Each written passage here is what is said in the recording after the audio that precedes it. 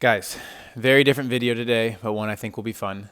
I asked ChatGPT the steps of starting van life. We've talked about it, other YouTubers have talked about it, but what does the World Wide Web, artificial intelligence, what does this robot computer say about the steps of starting van life? All right, so I pulled up ChatGPT and I typed in, write me a script for a YouTube video on the steps of starting van life. And if you haven't used ChatGPT, you should just pause this and just go check it out first because it's wild. But as you can see, it's starting to literally write me a script of steps of starting van life. So I'm going to pull this down to the side here. And don't worry, I'm going to give you some nice B-roll as we go through this. And I'm going to read the steps of starting van life via ChatGPT's answer. All right, the title of this video, Starting Van Life, The Ultimate Guide.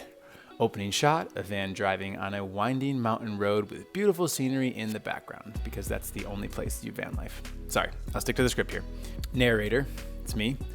Welcome to the ultimate guide on starting van life. If you're tired of the 9-to-5 grind and looking for a way to live a life of freedom and adventure, the van life is for you. In this video, we'll take you through the steps of starting your own van life journey. Step 1, research and plan. The first steps in starting van life is research and planning. Take the time to think about what you want of your van life experience. Consider your budget, your needs, and your goals. Research different types of vans, conversion companies, and building options. Make a list of the features that are most important to you, such as bed, kitchen, and bathroom. Step number 2, purchase a van. Once you've done your research, it's time to purchase your van. You have a few options when it comes to buying a van. You can buy a brand new van, purchase a used van, or even rent a van. Consider the pros and cons of each option and make a decision that works best for you. Step number 3, conversion. After you've purchased your van, it's time to start the conversion process. You can either do the conversion yourself or hire a professional. If you choose to do it yourself, be prepared for a lot of work, but also be prepared to save money.